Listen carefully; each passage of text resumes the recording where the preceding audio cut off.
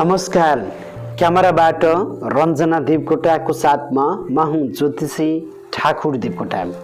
आदरणीय दर्शकहरू, 2078 साल भाद्र महिनाको 6 गते जनै पूर्णिमा, रक्षाबन्धन, ऋषि तर्पणी जे भने पनि यो हामी जनै पूर्णिमाको रूपमा, रक्षाबन्धनको रूपमा यसलाई बढी मानिरहेका छौँ।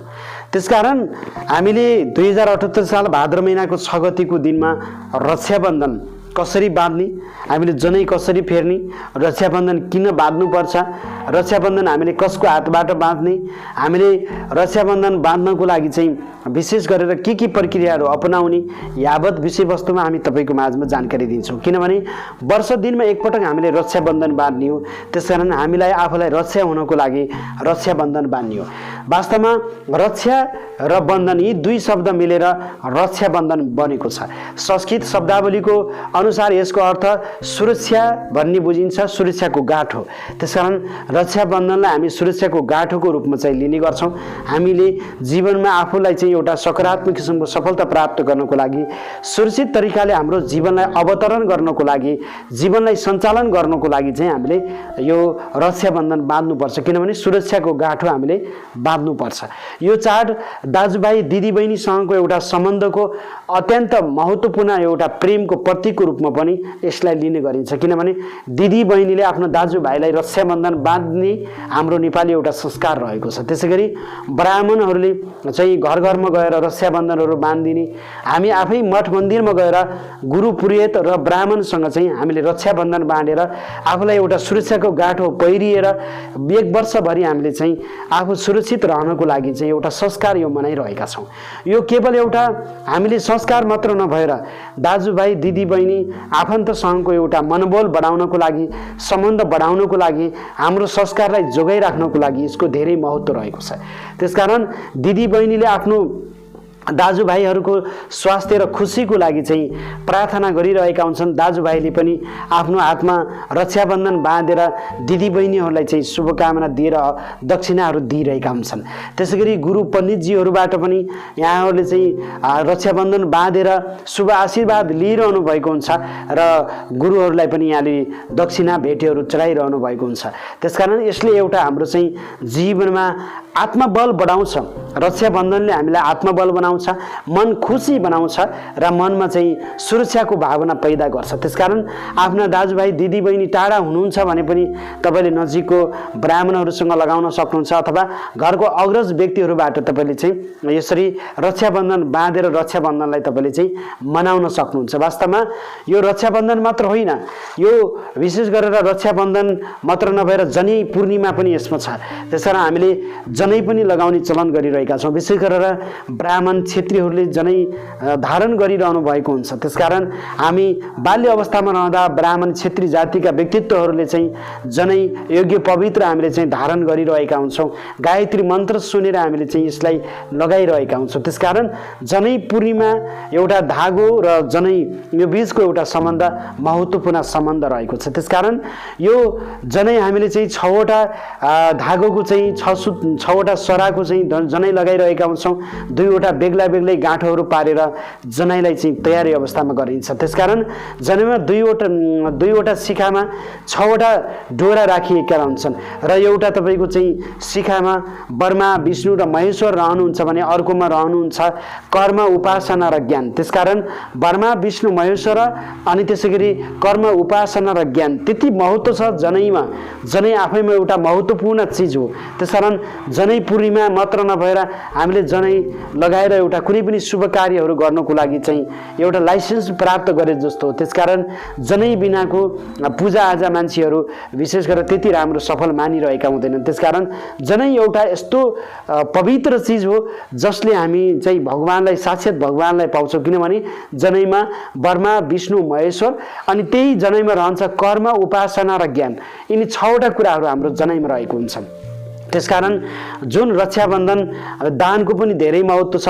यो दिनमा हामीले रक्षाबन्धनको दिनमा केही दानहरू गऱ्यौँ भने पनि धेरै राम्रो सफलता प्राप्त गर्न सकिन्छ। त्यसकारण रक्षाबन्धन बाँध्नको लागि यहाँले 2078 साल भाद्र महिनाको 6 गते बिहानको समयमा उठ्नुहोला। बिहानको समयमा उठिसकेपछि नजिकको खोला नदी नाला तलाउहरूमा जान सक्नुहुन्छ। नजिकको खोला नदी नालाहरू तलाउमा गएर स्नान गर्ने।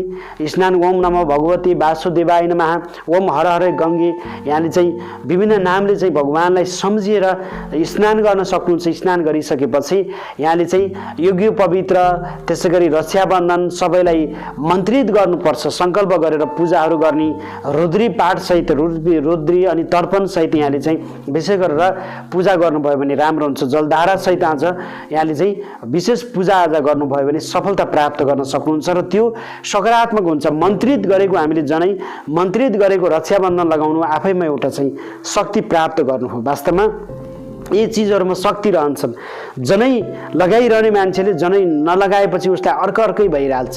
त्यसकारण रक्षाबन्धन र जनै भनेको हाम्रा लाइसेन्स हुन्। यस्ता लाइसेन्सलाई हामीले महत्त्वपूर्ण ठान्नुपर्छ। त्यसकारण रक्षाबन्धन दानवको एउटा महान राजा बलिलाई बाँधिएको भन्ने एउटा चाहिँ पहिलेदेखि पौराणिक कुराहरू छ। त्यसकारण बलिलाई यो चाहिँ महान राजा दानवहरूको महान राजा बलिलाई चाहिँ रक्षाबन्धन बाँधिएको थियो। त्यसरी नै चाहिँ रक्षाबन्धनले रक्षा गरेको हुनाले त्यही बेलादेखि रक्षाबन्धन बाँधिएको हो भनेर भनिन्छ। त्यसकारण 2078 साल भाद्र महिनाको 6 गते रक्षाबन्धनको दिनमा हामी यस दिनमा बाँधिएको रक्षाबन्धनलाई हामीले गाई तिहारको दिनमा निकालेर गाईलाई माला लगाइदिने हाम्रो एउटा संस्कार रहेको छ। त्यसरी गाईको पुच्छरमा यो रक्षाबन्धनलाई बाँधिदिने हाम्रो एउटा संस्कार रहेको छ। यसो गर्यो भने हामीले यो परम्परा अनुसार यसो गरिदियो भने पुण्य प्राप्त गर्न सकिन्छ भन्ने हाम्रो शास्त्रीय मान्यता रहेको छ। त्यसकारण रक्षाबन्धन तपाईँले गाई तिहारको दिनमा गाईको पुच्छरमा बाँधिदिनु होला। जुन हामी भाद्र 6 गते लगाउँछौँ त्यसलाई गाई तिहारको दिनमा गाईको पुच्छर अथवा गाईलाई माला लगाएर तपाईँले लगाइदिनु भयो भने राम्रो हुन्छ। त्यसै गरी हामीले गुरु पुरोहितको घरमा गएर पनि रक्षाबन्धन बाँध्न सक्छौँ। कोरोनाको समय छ, यदि कोही आउने वातावरण भएन भने पनि घरमा तपाईँले चाहिँ अग्रज व्यक्तिहरूबाट चाहिँ रक्षाबन्धन पहिरिन सक्नुहुन्छ। त्यसै गरी यो समय भनेको दिदी बहिनीहरूले चाहिँ रक्षाबन्धन आफ्नो दाजुभाइलाई लगाइदिने समय हो। आफ्नो दिदी बहिनी हुनुहुन्छ भने दिदी बहिनीको हातबाट रक्षाबन्धन लिनु होला। रक्षाबन्धन हामीले दाहिने हातमा प्राय बाँधिरहेका हुन्छौँ। रक्षाबन्धनले दीर्घायुको सफलताको कामनाहरू गरिरहेका हुन्छन्। त्यसकारण विभिन्न मन्दिरहरूमा शक्तिपीठहरूमा चाहिँ जनै पूर्णिमाको दिनमा रक्षाबन्धनको दिनमा ठुलो भिडभाड हुन्छ र यति बेला रक्षाबन्धन लगाउने व्यक्तित्वहरूको ठुलो जमर्को रहेको हुन्छ। काठमाडौँको पशुपतिदेखि लिएर त्यसै गरी नेपालगञ्जको बागेश्वरीदेखि लिएर दाङको अम्बिकेश्वरी, सल्यानका खैरबाङ मन्दिरदेखि लिएर विभिन्न किसिमका शक्तिपीठहरूमा पनि चाहिँ यति बेला रक्षाबन्धनको लागि चाहिँ पूजाआजाहरू भइरहेका हुन्छन्। यसरी यो प्रत्यक्ष सूर्य भगवानको हामीले जति चाहिँ ऊर्जा प्राप्त गर्न सक्छौँ त्यत्तिकै चाहिँ हामीले ऊर्जा प्राप्त गर्न सक्छौँ। यो रक्षाबन्धनमा शारीरिक, मानसिक र आध्यात्मिक विश्वास हामीमा चाहिँ त्यति प्राप्त रहन्छ। त्यसकारण सूर्य भगवानको प्रत्यक्ष दर्शन गरे बराबर हामीले चाहिँ यो रक्षाबन्धन र जनै लगाउँदाखेरि त्यति फल प्राप्त गर्न सक्ने भएको हुनाले पक्कै पनि जनै पूर्णिमाको दिनमा नभुलिकन तपाईँले यो विधि र यो तरिकाले तपाईँले रक्षाबन्धन लगाउनु भयो भने सफलता प्राप्त गर्न सक्नुहुन्छ।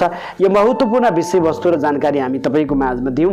आदरणीय सम्पूर्ण दर्शकहरू, हाम्रो च्यानलमा तपाईँ नयाँ हुनुहुन्छ, च्यानललाई सब्सक्राइब गर्नुभएको छैन भने च्यानललाई सब्सक्राइब गरिदिन सक्नुहुन्छ। नजिकै रहेको बेलमा गएर अलमा क्लिक गर्न नबिर्सिनुहोला। ज्योतिष, वास्तु, धर्म र संस्कृति सम्बन्धी कुनै पनि जिज्ञासाहरू छन् भने संसारको आफू रहेको ठाउँबाट आफ्नो फुर्सदको समयमा हामीलाई फोन गर्न सक्नुहुन्छ। हाम्रो मोबाइल नम्बर रहेको छ 98 478 44 095 98 095 60 557 मा फोन गर्नुहोला। आजलाई भने अमूल्य समय दिएर हामीलाई हेरिदिनु भयो तपाईँ सम्पूर्ण दर्शकहरूलाई पुनः धन्यवाद दिँदै क्यामेराबाट रञ्जना देवकोटाको साथमा म ज्योतिषी ठाकुर देवकोटाकी चाहन्छु यहाँहरूको जीवन र जिन्दगी सुन्दर बितोस्। नमस्ते, जय होस्।